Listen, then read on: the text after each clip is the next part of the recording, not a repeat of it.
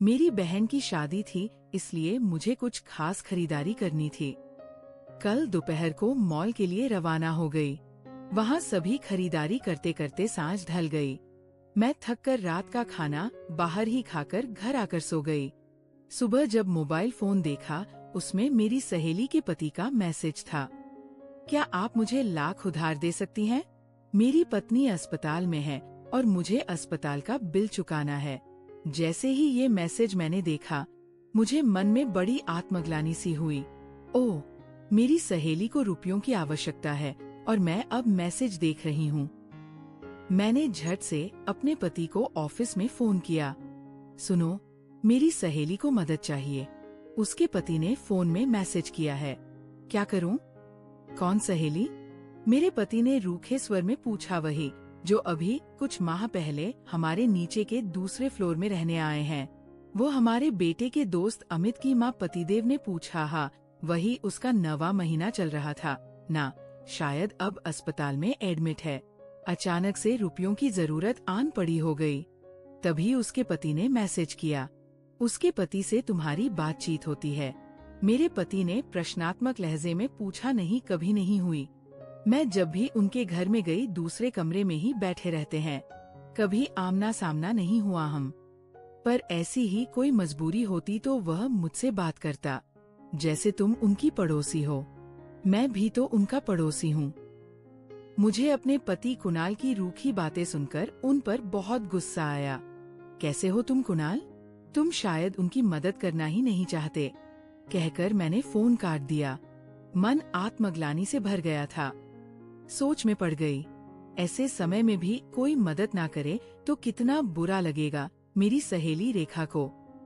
पर मैं मजबूर बेचारी कहाँ से लाख लाती। सो मन महसूस कर रह गई। 5 दिन पिछले 9 माह को सोचते हुए काटे। मम्मा, ये है मेरा दोस्त अमित। मेरे बेटे ने अपने दोस्त से परिचय करवाते हुए कहा था। दोनों बच्चे एक ही स्कूल में पढ़ते थे और अमित व उसका परिवार हमारे अपार्टमेंट में किराए पर रहने आए थे। अमित की माँ को कभी उसके साथ ना देखा तो पूछ लिया, तुम्हारी माँ कभी तुम्हारे साथ क्यों नहीं आती? आंटी, मेरी माँ को डॉक्टर ने बेड रेस्ट दिया है, इसलिए सारे दिन घर में सोई रहती है। मेरे घर में छोटा भाई आने वाला है। ओह, मतलब तुम्हारी माँ प्रेग्नेंट है? अमित मेरी बात सुन सिर्फ मुस्कुरा दिया। अब अक्सर वह मेरे बेटे के साथ ही खेलता। वैसे भी पूरे अपार्टमेंट में ये दोनों ही एक स्कूल में पढ़ते थे। बाकी सब बच्चे दूसरे स्कूलों में थे। बरसात का मौसम शुरू हो चुका था। अब बच्चे खेले तो आखिर कहाँ? सो मैं अमित को अपने घर में बुला लेती। दोनों बच्चे आपस में खेलकर बहुत खुश होते। अब ये दोस्त कम भाई ज्यादा लगने लगे थे। कभी कभार मेरा बेटा भी अमित के घर जाता। अक्सर छुट्टी के दिन तो वो उसके ही घर होता। तभी अमित का जन्मदिन आया। अपार्टमेंट के कुछ बच्चों को जन्मदिन की पार्टी में बुलाया गया, लेकिन अमित की माँ ने मेरे बेटे के साथ मुझे भी आने को जोर दिया। मैंने भी सहर्ष निमंत्रण स्वीकार लिया और उसके जन्मदिन पर उपहार लेकर पहुंच गई। सभी मेहमानों से मैं अनजान थी। अधिकतर लोग उनके रिश्तेदार व पुराने मित्र थे। अपार्टमेंट के लोगों में से सिर्फ मैं और अमित के कुछ मित्र थे। तभी अमित की माँ बोली, आओ, आपको मैं अपनी सास से मिलवाती हूँ। सास का नाम सुनते ही मेरी आंखों के सामने अथके काले सफेद बालों वाली वृद्धा की तस्वीर उभर आई। लेकिन जैसे ही उसकी सास दिखी, जैसे मेरी आंखें कुछ गलत देख रही है या कान गलत सुन रहे हो, ऐसा एहसास हुआ। मैंने फिर से अमित की माँ से पूछा, क्या परिचय करवाया तुमने इनका? वह बोली, मेरी सास है, ये अमित की दादी। क्या मेरे मुंह से निकला तो वो खुद भी हंसने लगी। खैर, उस समय तो मुझे अपने मन में आए सवालों को जबान पर लाना उचित न लगा, किंतु अगले ही दिन जब मैं अपने बेटे को लेने उनके घर गई तो बात ही बात में मैंने जबान पर अटका सवाल आगे बढ़ा दिया। तुम्हारी सास ऐसी मॉडर्न सुंदर वेस्टर्न कपड़े, ब्लंड हेयर, हाई हील, और तुम ऐसी देसी, तुम्हारी सास ने तुम्हें पसंद कैसे किया? वो जोर जोर से हंसने लगी और बोली, बेटा को पसंद आ गई मैं। ओ, तो तुम्हारी लव मैरिज है? वह फिर जोर जोर से हंसने लगी और ठहाका लगाकर बोली, शादी के लिए हमारा देखना दिखाना एक होटल में हुआ था। मेरी सास को देखकर मेरा भाई बोला कि दीदी चलो किसी हाल में ये रिश्ता नहीं होगा, किंतु मेरे पति ने मुझे देखकर हामी भर दी तो ये रिश्ता हो गया। मैं भी मुस्कुराकर उसकी पूरी बात सुन अपने बेटे को लेकर वहाँ से आ गई। एक दिन अमित की माँ का फोन आया। क्या करूँ? काम वाली पिछले 2 दिन से नहीं आ रही, अपार्टमेंट में और किसी को जानती नहीं। सोचा आपसे बात करूं। ओ, आपने फोन पर बात की? उससे मैंने पूछा, फोन तो उठा ही नहीं रही, ना कोई खबर ना ठिकाना, बेड रेस्ट है तो कुछ कर भी नहीं सकती। पिछले 2 दिन से झूठे बर्तन रखे हैं और घर भी खूब गंदा है। अच्छा तुम चिंता ना करो, मैं अपनी काम वाली को भेज देती हूँ। मैंने अपनी काम वाली से कहा कि तुम थोड़ा समय निकालकर कुछ दिन अमित के घर काम कर लो। उसने मेरी बात मान सहर्ष वहाँ काम किया। 5 महीने बीत गए। अब रोहन की माँ को 6ठा महीना लगा था। पेट का उभार भी अब कपड़ों से झांकने लगा था। वैसे तो वर्षा ऋतु जोरों पर थी, किंतु पिछले 1 सप्ताह से पानी नहीं बरसा था। सो मुझे लगा पास के पार्क में बहुत दिनों बाद मिट्टी सूखी है, क्यों ना अपने बेटे को वहाँ खेलने ले जाओ। फिर सोचा अमित को भी साथ ले लूं। दोनों बच्चे अब कहाँ एक दूसरे के बिना रहते हैं। सो अमित की माँ को फोन किया, अमित को ले जाऊं पार्क में, दोनों साथ खेलेंगे तो उन्हें अच्छा लगेगा। हाँ क्यों नहीं, वह बोली और मैं दोनों बच्चों को पार्क ले गई। उस दिन उसने मुझे बहुत धन्यवाद किया। एक दिन सुबह के समय मुझे बाहर कुछ काम था। दोनों बच्चों की छुट्टी थी। जैसे ही बाहर निकलने के लिए सोचा, रिमझिम शुरू हो गई। मैंने सोचा कहाँ पानी में बेटे को लेकर जाऊंगी। सो उसे अमित के घर छोड़ते हुए मैं बाहर चली गई। कुछ ही देर में एक अनजान नंबर से फोन कॉल आया। जैसे ही फोन उठाया, मेरे बेटे की आवाज सुनाई दी। मैं घबराहट में बोली, हाँ बोलो बेटा, क्या हुआ? तुम कहाँ पर हो? किसके फोन से कॉल किया? एक ही साथ मैंने उससे ना जाने कितने सवाल कर डाले। वह बोला, माँ ये अमित के पापा का फोन है, बारिश थम गई है, क्या मैं अपार्टमेंट के लॉन में खेलने जाऊं? अमित के पापा ने कहा, पहले तुम अपनी माँ से पूछो, तो इसलिए फोन किया। कितने समझदार और जिम्मेदार लोग हैं। मैंने मन ही मन में सोचा और मुस्कुराकर अपने बेटे को लन में खेलने के लिए हामी भर दी। थोड़ी ही देर में अपना बाहर का काम निपटा कर मैं अपने अपार्टमेंट में आई। अमित और मेरा बेटा लन में नहीं थे और बारिश शुरू हो चुकी थी। मैं सीधे अमित के घर गई। मेरे बेटे ने अमित की शर्ट पहनी हुई थी। अमित की माँ मुझे देखते ही बोली, दोनों बारिश में भीग गए थे, तो मेरे पति ने आपके बेटे को अमित के कपड़े पहनने को दे दिए। आप नहीं मानोगी, लेकिन मेरे पति आपके बेटे को उतना ही प्यार करते हैं जितना अमित को उन्होंने स्वयं तौलिया लेकर आपके बेटे के बाल व पूरा शरीर पहुंचा। मेरे चेहरे पर मुस्कान तैर गई और मन में भरोसा के भाव उमड़ पड़े। चलो इतने बड़े अपार्टमेंट में एक घर तो ऐसा है जहाँ कभी मजबूरी में अपने बेटे को छोड़ सकती हूँ। यही सोचते मैं अपने बेटे को लेकर आ गई। धीरे धीरे अमित की माँ के 9 माह बीत गए। इन 9 माह में मैं अक्सर अमित की माँ से मिलने उसके घर जाया करती और हमारे मन की बातों का आदान प्रदान हो जाता। उसके पति अक्सर घर पर होते। सो एक दिन मैंने पूछा, तुम्हारे पति आज ऑफिस नहीं गए? आजकल घर से ही काम करते हैं। मुझे बेड रेस्ट है ना, इसलिए वैसे भी हमारा फैमिली बिजनेस है, सो अमित की दादी संभाल लेती है। एक दिन अमित हमारे घर आया। ना जाने क्यों बहुत दिनों से एक विचार मन में उछाले मार रहा था।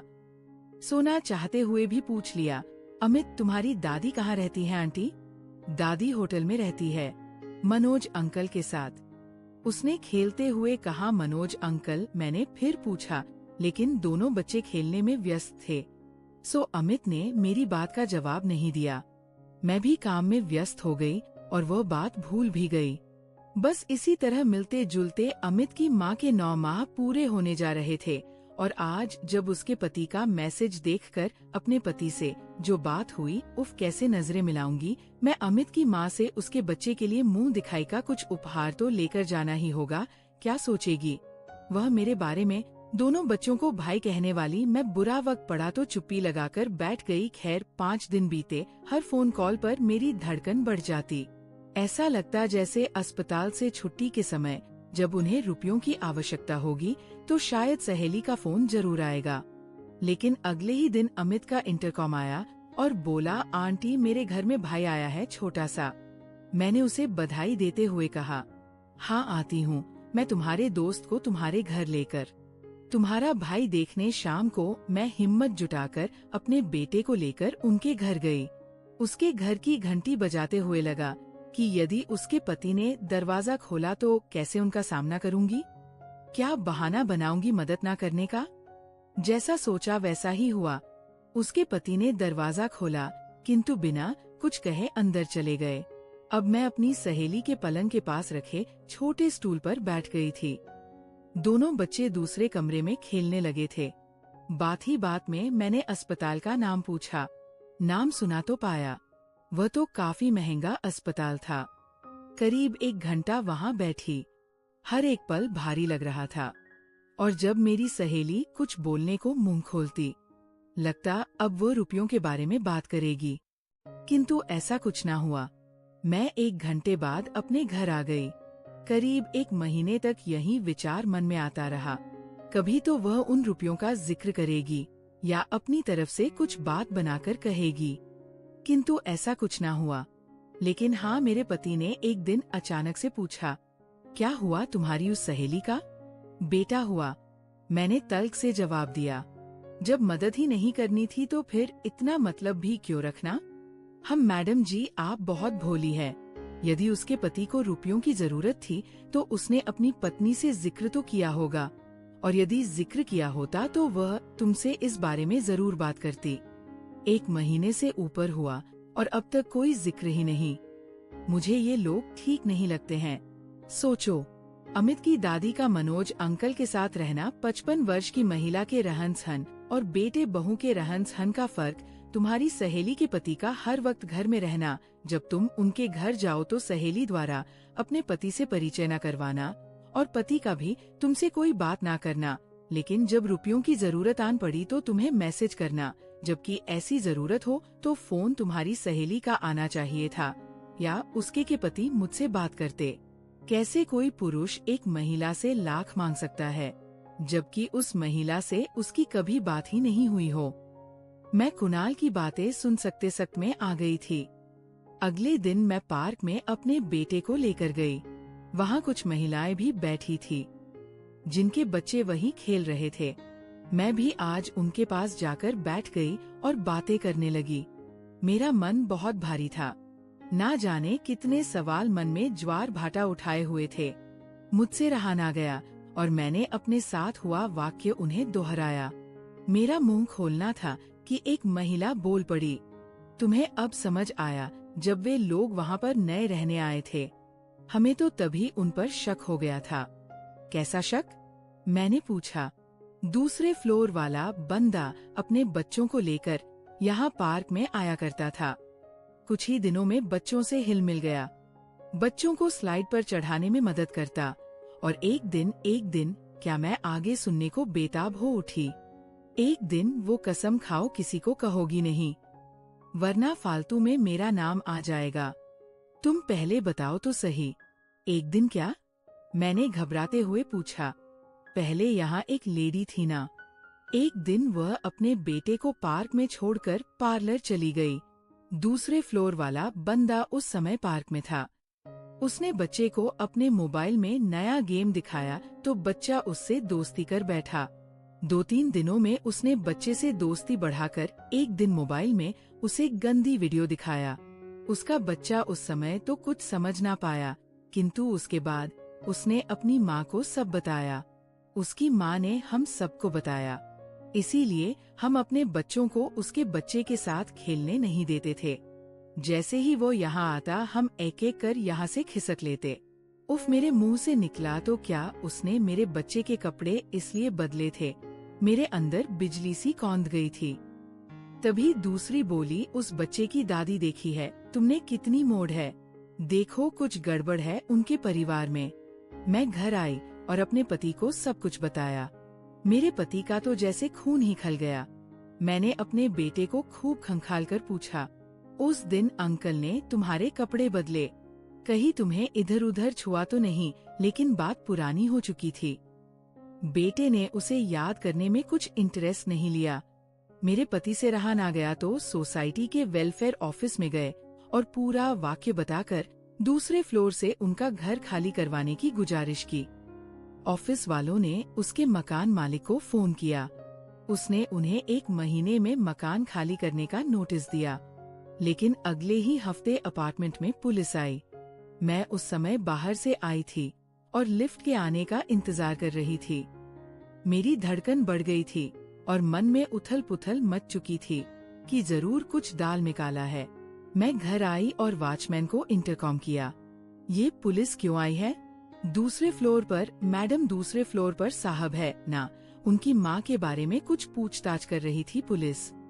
हमें तो कुछ खास पता नहीं। फिर वे सोसाइटी ऑफिस भी गए। मैंने इंटरकॉम रख दिया और अपनी सहेलियों को इस बारे में खबर की। सब महिलाएं अपार्टमेंट के नीचे जमा हो गई थी। थोड़ी ही देर में पुलिस अमित की दादी को लेकर आई और अमित के पिता भी साथ में थे। वे तो चले गए, पर अगले दिन खबर अखबारों में थी और मेरे पति ने चाय की चुस्कियां लेते हुए सारी खबर पढ़कर सुनाई। मालूम हुआ अमित की दादी सेक्स रैकेट चलाती थी और होटलों में संपर्क कर वहां लड़कियां भिजवाती थी, जिसमें अमित के मनोज अंकल भी शामिल थे। अमित के पिता पहले भी दूसरे अपार्टमेंट में लोगों से रुपए उधार लेकर चंपत हो गए थे। अब मुझे मेरे पति की बातों में काफी सच्चाई नजर आ रही थी। तभी मुझे एहसास हुआ मेरे बेटे का अमित के पिता के फोन से कॉल आना। कहीं वह मेरा नंबर लेने की तकरीब तो नहीं थी। उफ, कैसा फरेब! मैं अपने पति की समझदारी पर नाज और अपने आप को बाल बाल बचा महसूस कर रही थी। दोस्तों, आपको ये कहानी अच्छी लगी हो तो प्लीज वीडियो को लाइक कीजिएगा और चैनल को सब्सक्राइब।